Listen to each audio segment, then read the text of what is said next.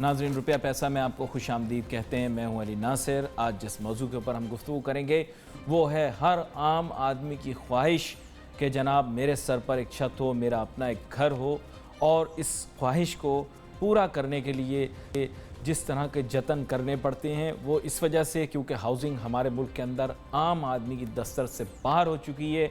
Affordable housing के ख्वाह हैं हमारे अवाम और हमारे आम लोग, लेकिन अनफॉर्चुनेटली वो इतने पैसे नहीं कमा पाते इन वन लाइफ टाइम कि वो एक भी घर ख़रीद पाएँ।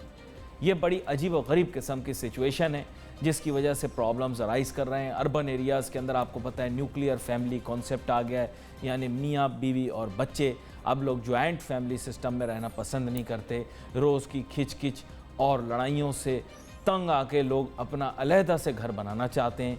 सुनने में शायद ये चीज़ बुरी लग रही हो, लेकिन आज़ाद रहना अब लोगों का एक हक भी है, और निज़ाम, हालात, वाक़यात, मामलात और ड्रामे देखने के बाद अब ऐसा एहसास भी होता है कि जनाब हर बंदा न्यूक्लियर फैमिली के साथ अलहदा घर में रहे।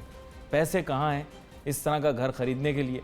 फिर मजबूरन लोग जैसी तैसी गुजार रहे हैं। हर शख्स की ख्वाहिश होती है कि मुझे घर भी मिले, मयारी भी हो, अच्छे पैसों पे मिले। आज इसी मौजू के ऊपर हम बात करेंगे। हमारे साथ बहुत ही अहम मेहमान शामिल गुफ्तगू होंगे। आरिफ यूसुफ जीवा साहब चेयरमैन हैं आबाद के, और वक्त निकाल के जो ख़ास तौर पर प्रोग्राम में शामिल हो रहे हैं। एग्जीबिशन भी हो रही है, इन लोगों की मीटिंगें और कॉन्फ्रेंसें भी जारी हैं, लेकिन इनसे हमने गुजारिश की थी कि प्रोग्राम के अंदर आज ज़रूर शामिल हों, क्योंकि एक अहम तरीन मौजू है, और वो यही है कि affordable housing, low cost housing किस तरह से आम आवाम को मैसर की जा सकती है। आरिफ यूसुफ जीवा साहब, आपको वेलकम करता हूँ शो में। जी, thank you very much Ali भाई। अस्सलाम वालेकुम। वालेकुम अस्सलाम। जनाब जीवा साहब, मैं सवाल बुनियादी वही आपके सामने रखूँगा। काफ़ी अरसे से इस मुतालिक बात ज़रूर हो रही है, लेकिन मनतकी काम करना बहुत ज़रूरी है। Conclusive and practical things need to be done. आप मुझे सबसे पहले ये बताइए कि हुकूमत को क्या इक़दामात लेने चाहिए ताकि आवाम को अफोर्डेबल हाउसिंग मिल सके। फिर उसके बाद मैं इस तरफ आऊँगा कि दीगर इदारों, तंजीमों और बिल्डर्स को क्या करना चाहिए, हुकूमत को क्या करना चाहिए, इसके बारे में बताएं। देखिए, हुकूमत को सबसे पहले अब जो हालात आ गए ना, 5 साल गुजर गए और हालात जो आ गए, देखिए मैं आपको एक बात बताऊं, मैं कोई किसी पार्टी की तारीफ नहीं करता या किसी एक सेटअप की, मैं उस सिस्टम की तारीफ करूंगा जो केपी के हुकूमत ने नए हॉस्पिटल्स या नए स्कूल बनाने के बजाय, अगर उनके पास फंड नहीं थे तो उन्होंने पुराने स्कूल और पुराने हॉस्पिटल्स को अपग्रेड किया। अब ये हुकूमत जा रही है, 5 साल हो गए, 5 साल पहले इन्होंने गरीबों को घर देने का वादा किया था, वो ये हुकूमत वादा पूरा नहीं कर सकी।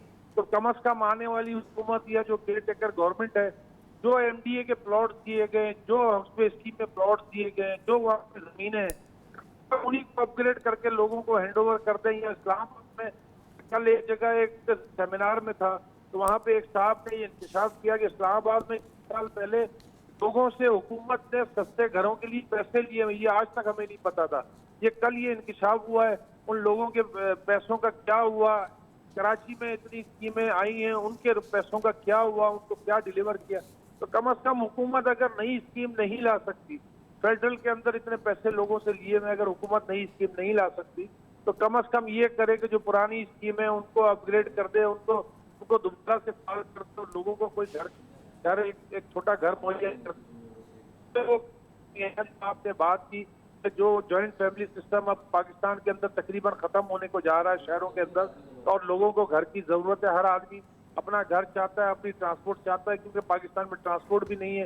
हर आदमी, देखें बाइक कितनी बिक रही है, हर आदमी को एक बाइक रखना जरूरी हो गया है। इसी तरीके से घर भी इंसान की बहुत शदीद अशद जरूरत है घरों की।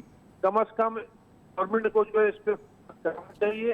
अब जो बजट आया है, बजट के अंदर जो है एग्रीकल्चर को फोकस किया गवर्नमेंट ने। अब एग्रीकल्चर को आपने फोकस किया, फिर आप कहते हैं कि जी वर्टिकल भी नहीं बनाए, आप हॉरिजॉन्टल पे जाएं, और फिर आप एग्रीकल्चर की भी बात करते हैं। इस मुल्क में ये दोहरी पॉलिसी कब तक रहेगी? कब हमारे पास वो लोग आएंगे जो दिमाग ज़हनी तौर पर जो है वो काबिल होंगे और इस पर काम करेंगे? कब ये सिलसिला शुरू होगा? ये हमारी समझ से बाहर है। ना ये किसी को काम करने देते हैं ये हुकूमत, ना किसी प्राइवेट इदारे को काम करने देती है। इस विषय को 5 साल से हम इनसे पानी, बिजली, गैस मांग रहे हैं हाउसिंग के लिए, ये हमें नहीं दे रहे हैं। ये किस तरीके से होगा और कैसे ये इस मुल्क के अंदर लोगों को जो है रिलीफ मिलेगा? ये लोग कब अपने घरों में जाएंगे, किस तरीके से रिहाइश इख्तियार करेंगे, ये हमारी भी समझ से बाहर है। और हम समझते हैं, आप भी माशाल्लाह हर हफ्ते इसी पे प्रोग्राम करते हैं, लेकिन इसका कोई रिजल्ट जो है हुकूमत के कानों पे जूं तक नहीं रेंगती। हुकूमत जो है सियासी बजट पेश कर देती है, बस उनको अब इलेक्शन में वोट चाहिए तो एग्रीकल्चर पे चले गए, और 4 महीने बाद फिर ये किसी और चीज पे आ जाएंगे। जब नई हुकूमत आएगी, जिसकी भी अगर हुकूमत आई तो अव्वल तो ये हुकूमत केयर टेकर आएगी, कब तक रहती है, और अगर नई हुकूमत आई तो वो इसको किस तरीके से देखती है। लेकिन आरिफ जीवा साहब, एक बात मैं आपसे ज़रूर कहूँगा यहाँ पे, असल में बात यह है कि बार बार हम भी ये रेस करते हैं इशू, आई एम श्योर और भी करते होंगे, लेकिन हमारे ये इशू रेस करने की वजह से कंस्ट्रक्शन इंडस्ट्री के मुतालिक बातें जो हैं ऐवानों में होना शुरू हो गई हैं। आपको ख़ुद भी पता है और आप इस चीज़ से अवेयर भी हैं कि मुख्तलिफ सेनेटर, MNA, MPA, वज़ीर, मुशीर सब बैठकर हमारा प्रोग्राम देखते हैं ख़ास तौर पे, और कंस्ट्रक्शन इंडस्ट्री के मुतालिक अब उन्होंने सोचना शुरू कर दिया है। आपको तो इस चीज़ का अंदाज़ा होगा, आपको ख़ुद लोग बताते होंगे। तो काविश एक अपनी जगह मौजूद है कि कंस्ट्रक्शन इंडस्ट्री के मसाइल जो हैं उनके ऊपर अब डिस्कशन शुरू हो गया है। ऐसी बात नहीं कि अब नहीं होता, अब मेन स्ट्रीम डिस्कशन हो रहा है इस बारे में। अली भाई, बिल्कुल डिस्कशन होता है। मेरा और आपका जो लास्ट प्रोग्राम हुआ था उसमें हम जो है हुकूमत की बड़ी तारीफ कर रहे थे, मैं बड़ी तारीफ कर रहा था, लेकिन साथ मैंने ये भी कहा था कि बजट में ऐसा ना हो, हमें डर है, आपको भी डर था कि कोई टीका नहीं लगा दें, और वो टीका लग गया कंस्ट्रक्शन इंडस्ट्री को। इन्होंने कंस्ट्रक्शन इंडस्ट्री को बजट में कोई हिस्सा नहीं दिया, बल्कि सीमेंट और स्टील के ऊपर इन्होंने जो है वो नया टैक्स लगा दिया, और सीमेंट और स्टील की प्राइस बढ़ गई। आपको पता है, स्टील 1 लाख रुपए प्लस हो गया रेट उसका। हाँ, ये चीज़ आपने हाईलाइट की थी, लेकिन आरिफ जीवा साहब, आपसे इस मुतालिक बात करने का मौका नहीं मिला मुझे। ये मैंने उस टाइम हाईलाइट की एक चीज़, आपके जो साथी हैं उनसे मैंने ज़रूर बात की। आप बिल्डर हैं, प्रोफेशनल बिल्डर हैं, आप इस चीज़ को समझें। ये 4 मिलियन वाली जो शर्त आप लोग कबूल कर बैठे हैं, आप मिडिल क्लास का भी तो सोचो ना। आप सिर्फ अफोर्डेबल हाउसिंग के बारे में बात करो तो अफोर्डेबल तो एक रिलेटिव टर्म है। आप मिडिल क्लास को सड़क पर बिठा दोगे क्या? 4 मिलियन के ऊपर आप मुझे बोलोगे कागज लाओ, तो वो जो हाउसवाइफ्स के नाम के ऊपर हमारे यहाँ लोग प्रॉपर्टीज रखते हैं वो तो बेचारे परेशान हो जाएंगे। हाउसवाइफ, बेवा, बुजुर्ग कहाँ से लाएंगे ये सारे डॉक्यूमेंट आपको देने के लिए? आप इस बारे में बात करें इस्लामाबाद में। अली भाई, हमने कोई एक्सेप्ट नहीं किया है 40 मिलियन के ऊपर। कहाँ हमने कोई न्यूज दी है ऐसी कि हमने एक्सेप्ट किया है? हाँ। हमने जो है वो इनको जो प्रपोजल दिया था ना, उसमें 40 मिलियन का कैप था ना, उसके अंदर डबल प्राइस पे बैंक थी। ये हमारा प्रपोजल नहीं था, हमारा इन दोनों चीजों के अलावा टोटल प्रपोजल था। आप मुझे बताएं, प्रोफेशनल बिल्डरों की तो रातों की नींदें उड़ गई हैं। वो कह रहे हैं भाई हमारे प्रोजेक्ट अभी शुरू है, में फिजिबिलिटी बनाइए, हमारे अगर 81 लाख का भी होगा तो हमसे कोई खरीदने को तैयार नहीं होगा, कहेगा यार ये तो कैप लग गया। सर, इस बारे में बहुत संजीदगी से सोचना पड़ेगा, क्या कहते हैं आप? जी भाई, पिछले 1 हफ्ते से मिफ्ता इस्माइल साहब से आजकल टाइम हो रहा है।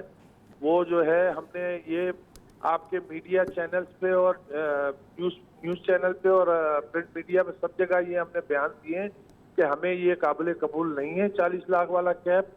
और दूसरी सबसे बड़ी बात ये कि ये पॉलिसी जो ये लेकर आए हैं, ये पॉलिसी इनकी चलने वाली नहीं है, क्योंकि हमने जब इनको प्रपोजल दिया था और हमने एक्सेप्ट किया था प्रपोजल, उसमें सबसे बड़ी क्लॉज ये थी कि सूबों को ऑन बोर्ड लेंगे और सूबे भी जो 7-8% टैक्स है उसको 1% में कन्वर्ट करके मार्केट वैल्यू को जो है वो फाइनलाइज करेंगे।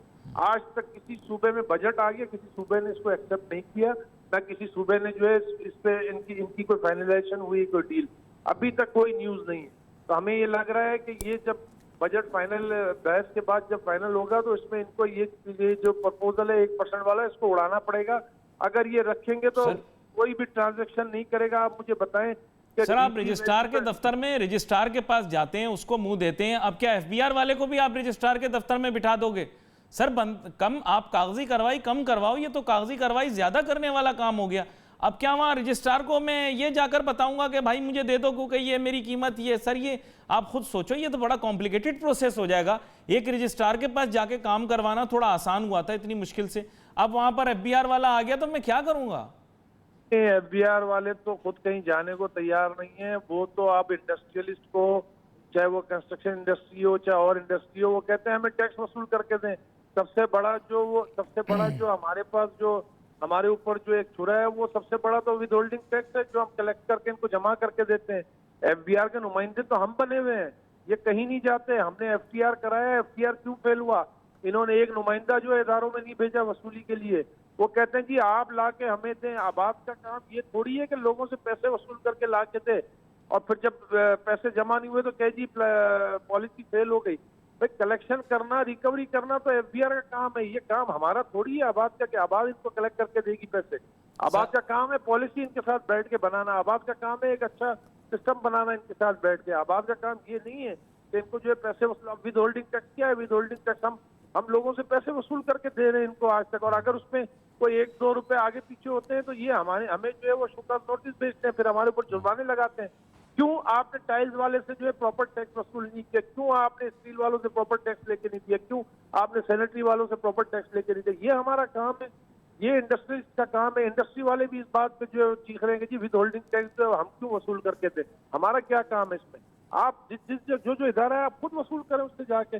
आप क्या समझते हैं कि एफबीआर के अंदर जाके ये एफबीआर जो जाके रजिस्ट्रार में बैठेगी? सवाल ही नहीं पैदा होता कि एफबीआर का कोई नुमाइंदा वहां सर लेकिन रजिस्ट्रार तो बोलेगा ना, अगर 40 लाख से ऊपर होगा सिलसिला तो रजिस्ट्रार बोलेगा भाई जाओ फिर फाइलर लेकर। मुझे अभी प्रोसेस नहीं पता, सच पूछे मुझे अभी तक प्रोसेस समझ में नहीं आया कि मैं रजिस्ट्रार के पास जाऊंगा प्रॉपर्टी के लिए तो वो रजिस्ट्रार मुझसे पूछेगा कि भाई 40 लाख से ऊपर आए हो एफबीआर की एनओसी लाओ। ये काम किस तरह से होगा? आप मुझे थोड़ा इतना समझा दें। और सब लीज होगी तो फिर मैं किस, मतलब मुझे समझ में नहीं आया प्रोसेस होगा कैसे। सिंपल फॉर्मूला है, जैसे अभी कोई आज की पॉलिसी को रजिस्ट्री कराने जाता है तो वो जो एफबीआर का 3% टैक्स है ना वो पेड करके जब रजिस्ट्रार को देता है तो रजिस्ट्रार रजिस्ट्री करता है। इसी तरीके से अगर ये 40 लाख कैप वाला, हम कोशिश कर रहे हैं इंशाल्लाह ये बजट बहस में उड़ जाएगा अल्लाह ने चाहा तो। उड़वा दें सर। हमने कोशिश पूरी की है, तमाम सेनेटर्स को और एमएनएस को हमने ऑन बोर्ड लिया है, उनको पूरा ब्रीफ किया है। तो अल्हम्दुलिल्लाह उम्मीद है कि इस बहस में जब ये कंक्लूजन पे पहुंचेगा, बिल पास होने जाएगा तो ये 40 लाख का कैप उड़ जाएगा। लेकिन उसका तरीकेकार ये होगा कि जब आप रजिस्ट्री कराने जाएंगे और 40 लाख से ऊपर की जो रजिस्ट्री होगी उसमें वो आपका एनटीएन नंबर मांगेगा और आपका जो है वो आपके गुछवारे के अच्छा बारे में इस तरह से प्रोसेस होगा। ये थोड़ा और पेचीदगी भी समझता हूँ। छोटी सी ब्रेक लेते हैं, ब्रेक के बाद वापस आते हैं क्योंकि बहुत से लोग शशोपंज का शिकार हैं और कई कारोबार ऐसे हो रहा है कि लोग जा ही नहीं रहे रजिस्ट्रार के पास, फाइलों पे ही काम हुए जा रहा है। तो वो तो फिर उनकी तो चांदी हो जाएगी फाइलों वालों की, और जो बेचारे जो हैं वो बाकायदा तरीके से काम करते हैं फंस जाएंगे। Let's take a short break.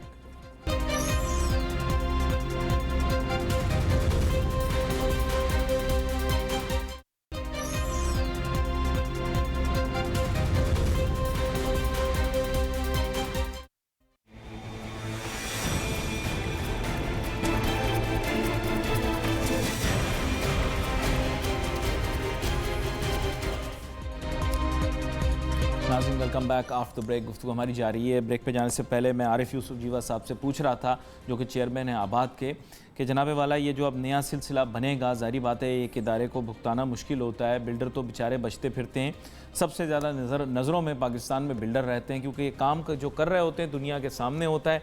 और आपको पता है पाकिस्तान के अंदर इंडस्ट्री और इंडस्ट्रियल प्रोडक्शन के ऊपर कम फोकस है, रियल एस्टेट डेवलपमेंट और कंस्ट्रक्शन पे थोड़ा फोकस ज़्यादा है। जीडीपी के अंदर भी इनका अपना एक रोल है। अनफॉर्चुनेटली अब ये है कि जितने ज़्यादा इदारों में इजाफा करते चले जाएंगे, जो शख्स इनको प्रॉस्पर करता देखेगा वो इसकी निगाहों में आएंगे और फिर उसके बाद इनके चक्कर फेरे शुरू हो जाएंगे और इनके दफ्तरों के चक्कर फेरे शुरू हो जाएंगे। जनाब आरिफ यूसुफ जीवा साहब, बात यह है कि आप लोग क्यों एग्री कर रहे हैं कि हर आदमी जो है वो अब आपके दफ्तरों में बार्ज इन कर जाए? आपको खुद सोचना है और मेरे ख्याल से इसके अंदर आपको जो है एक बाकायदा एक सिस्टम डिवाइस करना चाहिए जहां आप गवर्नमेंट से निगोशिएट करें कि जैसे इंडस्ट्रीज़ और सेक्टर्स दूसरे जो हैं उन्होंने कोशिश की है कि अपने बिज़नेस के अंदर लोगों की मदाखलत कम हो और सर्विस पे फोकस हो, कस्टमर पे फोकस हो। यहाँ तो कस्टमर सारी आवाम है पाकिस्तान की। आप अगर इतने झमेलों में पड़ जाओगे तो आप हमें फ्लैट कहाँ बना के दोगे, अपार्टमेंट कहाँ से दोगे, घर कहाँ से बना के दोगे? जी आरिफ साहब। अली भाई, आपके सवाल का जवाब मैं इस तरीके से दे दूं। सबसे पहला तो हम जब सुबह दफ्तर जाते हैं तो एक नोटिस EOBI का पड़ा होता है। हम दफ्तर जाते हैं तो दूसरा कोई इंस्पेक्टर आया होता है, ओल्ड एज बेनिफिट से आया होता है, कोई सोशल सिक्योरिटी से आया होता है, कोई सेल्स टैक्स के लिए आया होता है, कोई जो है वो इनकम टैक्स के लिए आया होता है। हम सारा दिन यही काम कर रहे होते हैं अपने दफ्तरों के अंदर, और जब इससे फारिग होते हैं तो पता चलता है कि हमने स्टील वालों का टैक्स वसूल नहीं करके दिया, हमने जो है सीमेंट वालों का टैक्स। ये सारा दिन हमारा काम यही है।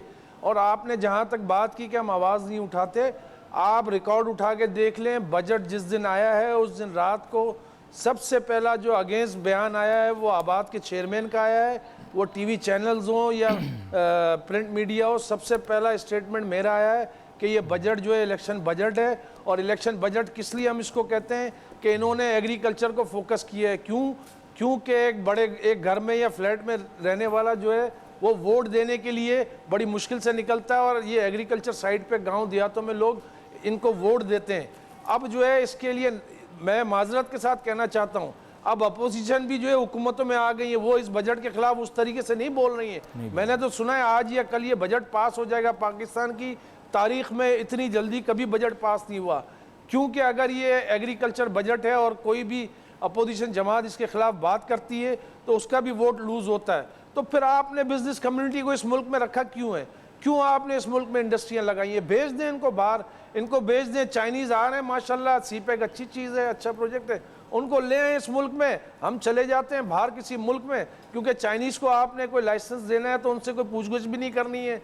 और आप सुबह वो अपने डॉक्यूमेंट देते हैं, रात को आप उनको जो है वो NOC इशू करते हैं। पाकिस्तानी कोई जाता है तो उसको 6-6 महीने आप धक्के खिलाते हैं। आप किसी जो है वो लाइसेंस के लिए उनको नो लिमिट लाइसेंस के लिए उनको 4 साल लगते हैं। आप चाइनीज़ को जो है वो नो लिमिट लाइसेंस जो है वो 1 दिन में आप दे रहे हैं। हम चाइनीज़ को बुरा नहीं कर रहे, लेकिन हम हुकूमत को ये समझाना चाह रहे हैं कि ये डिफरेंस आपने अगर पैदा किया तो पाकिस्तानी अवाम और चाइनीज़ जो बिज़नेस कम्युनिटी आ रही है या बिज़नेस कम्युनिटी पाकिस्तान की है, उसके अंदर एक बहुत बड़ा डिफरेंस पैदा होगा। और ये नफरतें जो है इस CPEC प्रोजेक्ट के लिए अच्छी नहीं है, जो बहुत बड़ा और अच्छा प्रोजेक्ट है। मैं आपको अगर भी इसको बता दूं, कामयाब करना है आपने, तो पाकिस्तान की बिजनेस कम्युनिटी को आपने ऑन बोर्ड रखना होगा और उनको फैसिलिटीज़ देनी होगी।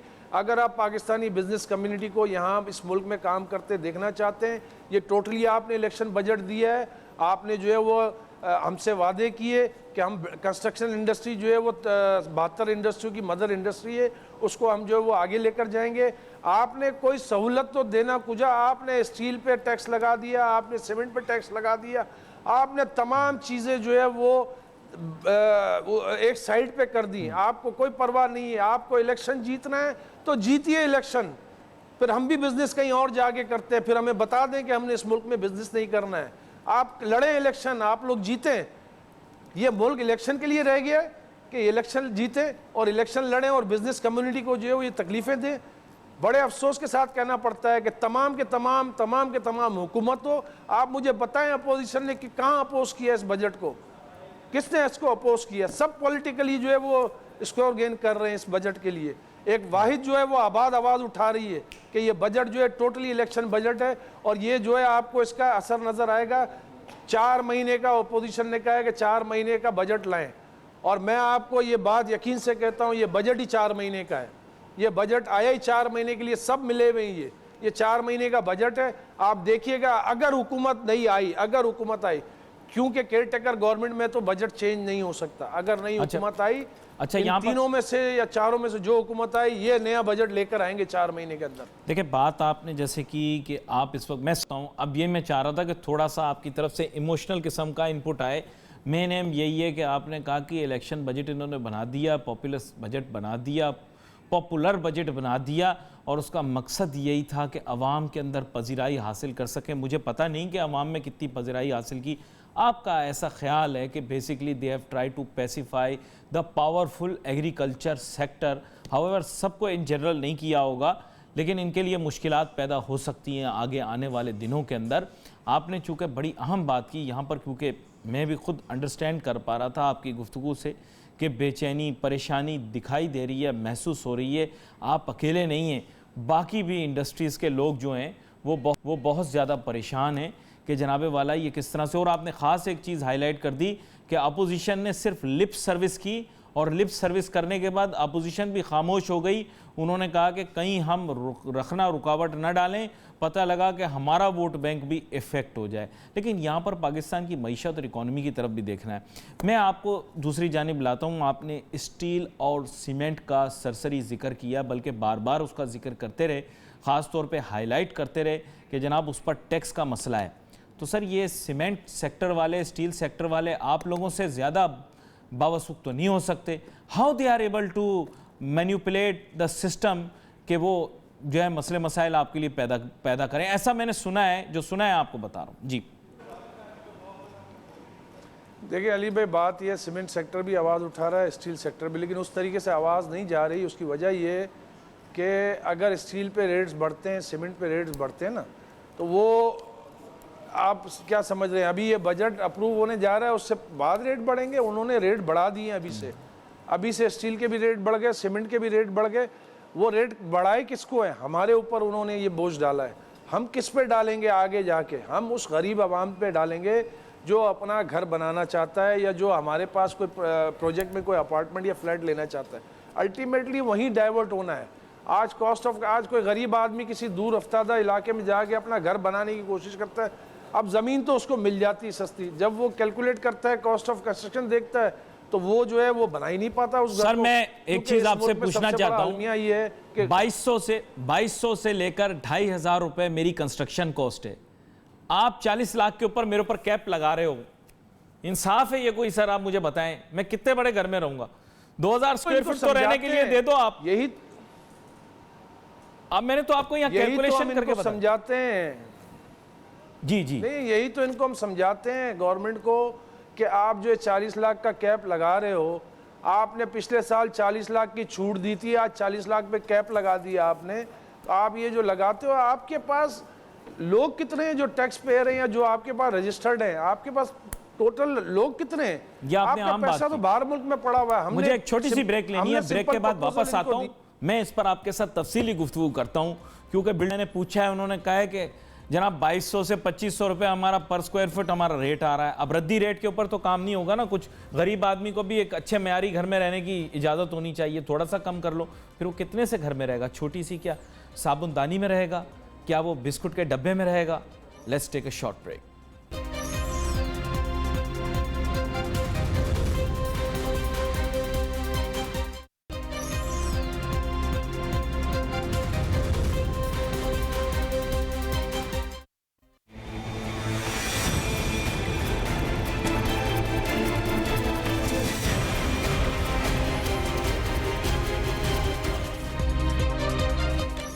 नाज़रीन वेलकम बैक आफ्टर ब्रेक। गुफ्तगू हमारी जारी है। बात हम यही कह रहे हैं, कॉस्ट ऑफ कंस्ट्रक्शन कहाँ से कहाँ पहुँच गई है, और मेरे ख्याल अनरियलिस्टिक इन्वायरमेंट के अंदर बैठकर कभी कभार कहते हैं far away from Pakistan, some people say they are 10 minutes distance from Pakistan.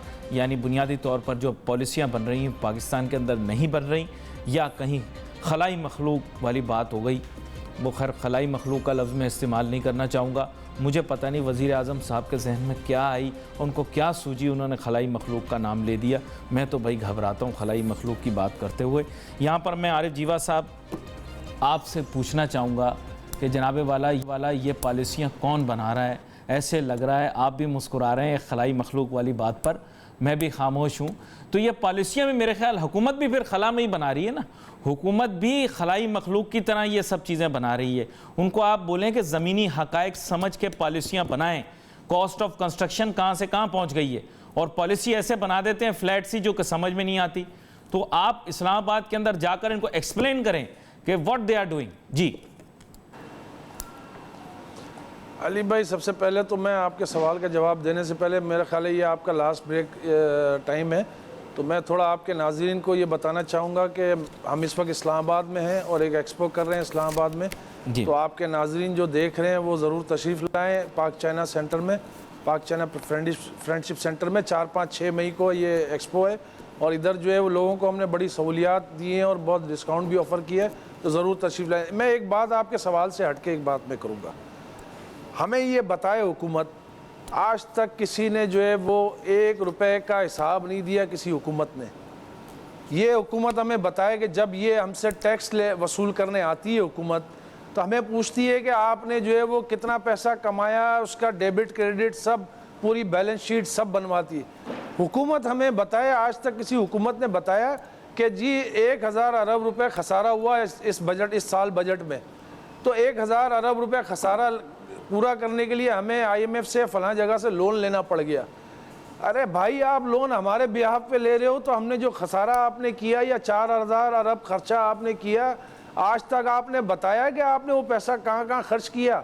आपने अगर एजुकेशन की मद में या तालीम की मद में या आपने सेहत की मद में 20 अरब डॉलर खर्च किए, 20 अरब रुपए खर्च किए, तो किस किस जो है हुक्मरान ने, किस किस इदारे ने किस किस जगह पे खर्च किए? हमें आज तक किसी हुकूमत ने ये जवाब दिया है? ये सिर्फ आवाम को ही दबाते हैं। ये ऑडिट सिर्फ आपके लिए, हिसाब देना हमें आके, ये ऑडिट सिर्फ आपके हमें लिए, हमारे लिए, सबके लिए ऑडिट है, इनके लिए ऑडिट नहीं है।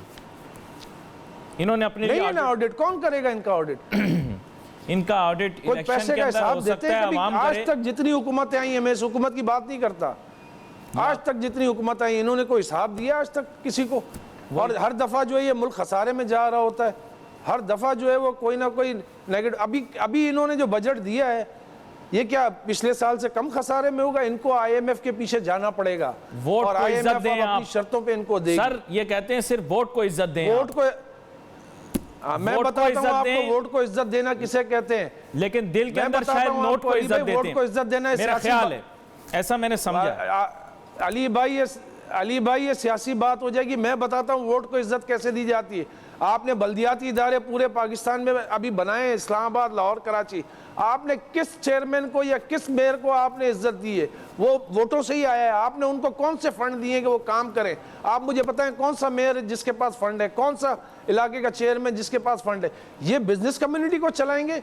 ये अपने लाए हुए जिन्होंने वोट दिए उन नुमाइंदों को तो चला नहीं पाते, उनको कोई फंड नहीं देते। शहरों में कचरे हो गए, शहरों में सफाइयाँ नहीं है। ये भी बात करते हैं वोट को इज्जत देने की? ये सियासी बात हो जाएगी, लेकिन ये बात हमें करनी चाहिए, चाहे कोई भी पार्टी ये बात करे। हमने वोट दिया नुमाइंदों को कि आप जो है वो इलाके के नुमाइंदे हैं, आज वो कहते हैं हमारे पास जो अपना दफ्तर नहीं है एक चेयरमैन के पास। I share your concerns here because there is a lot of concern about it. लेकिन एक मस्बत बात ये भी कर देते हैं कि आप जनाबे वाला एक एक्सपो कर रहे हैं, थोड़ा सा आपने नाजरीन को बताया कि 4, 5, 6 तारीख को आप एक्सपो कर रहे हैं China Pakistan friendship centre Islamabad के अंदर, तो थोड़ा और तफसील भी बताएं, यहाँ कौन कौन आ रहा है, क्या क्या फ़ायदे होंगे इसके, क्योंकि लोग आवाम जो है वो बहुत ज़्यादा इंटरेस्टेड होंगी वहाँ की कि जान सकें कि क्या फ़वाइद हासिल किए जा सकते हैं। जी मैं इंशाल्लाह 2-3 मिनट में आपको इसका थोड़ा सा खुलासा दे दूँ। आज इसकी ओपनिंग है, दोपहर 3 बजे गवर्नर पंजाब मलक रफ़ीक रजवाना साहब इसकी ओपनिंग कर रहे हैं इंशाल्लाह 3 बजे, वो तशरीफ़ ला रहे हैं।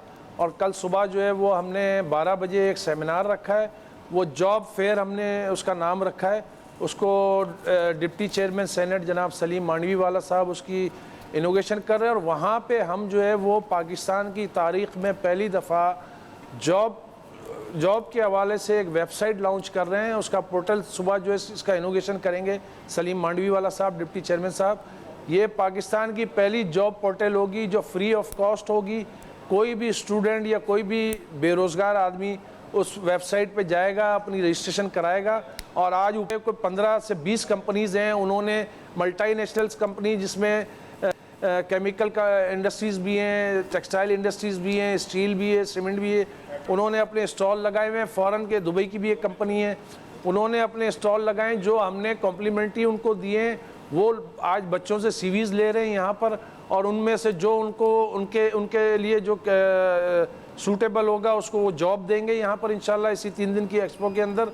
और हम समझते हैं कि ये एक सदका जारिया, और इंशाल्लाह ये पहली वेबसाइट जो है पाकिस्तान के अंदर फ्री ऑफ कॉस्ट हमने आबाद ने लॉन्च की है। और हम रिक्वेस्ट करेंगे और भी इदारों से या एसोसिएशन से कि वो इस तरफ आएँ, क्योंकि हमारे यहाँ राब्ते का बहुत ज़्यादा फुकदान है। बच्चे जो है नौकरियों के लिए घूम रहे होते हैं, लेकिन उनको प्रॉपर जगह नहीं मिलती। और हमारी रिक्वेस्ट सिर्फ इतनी है तमाम इंडस्ट्री के लोगों से, चाहे वो कंस्ट्रक्शन इंडस्ट्री हो, जितनी इंडस्ट्री हो दुनिया में, बिल्कुल मानते हैं कि क्वालिफिकेशन और इसके साथ तजुर्बा भी मांगते हैं। लेकिन जब आप अपने पास किसी बच्चे को रखेंगे, वो आपके पास जो तजुर्बा हासिल करेगा वो आपके लिए एक गोल्ड माइन होगा, वो आपके लिए बहुत फ्रूटफुल होगा, वो आपके लिए जो है वो सेंसेबल भी होगा आपके कंपनी के लिए। तो आप जो है जो नॉन स्किल या ना तजुर्बेकार बच्चे हैं उनको भी आप रखें और उनको ट्रेन करें, और तजुर्बेकार लोग भी रखें। उसके बाद हम 4 बजे शाम को एक प्रोग्राम करने जा रहे हैं जो बिल्डिंग मैनेजमेंट के ऊपर है, कि दुनिया में अब जदीद टेक्नोलॉजी कंस्ट्रक्शन में क्या क्या इस्तेमाल हो रही हैं, और बहुत ज़्यादा अब स्मार्ट प्रोजेक्ट आ रहे हैं, तो उसके ऊपर जो है वो हम जो है स्पीकर्स हमने बुलाए, सुबह भी बुलाए, ये शाम में बुलाए, उसमें अल्हम्दुलिल्लाह उम्मीद है अभी विल कीप एन आई और हम कोशिश करेंगे, हम फोकस रखें इस पर। गवर्नर केपी के जफर इकबाल झगड़ा साहब ज्वाइन करेंगे उसमें हमारे साथ, और बाकी प्रोग्राम्स हमारे हैं। We'll keep a focus on all of the activities going on overall, और हम कोशिश करेंगे आगे आने वाले दिनों के अंदर भी इस मौजू का ज़रूर करें। आपका बहुत शुक्रिया, आप शो के ऊपर हमारे साथ शामिल गुफ्तगू रहे, बहुत सारे नुकात जो हैं शामिल कर लिए गए। ज़ाहिर बात है जज्बातियत एक कुदरती सी चीज़ हो जाती है जब कारोबार की बात होती है। नाज़रीन, we wait for your messages on Facebook. यहाँ पे अली नासिर हमारी टीम को इजाज़त दीजिए। अल्लाह हाफ़िज़।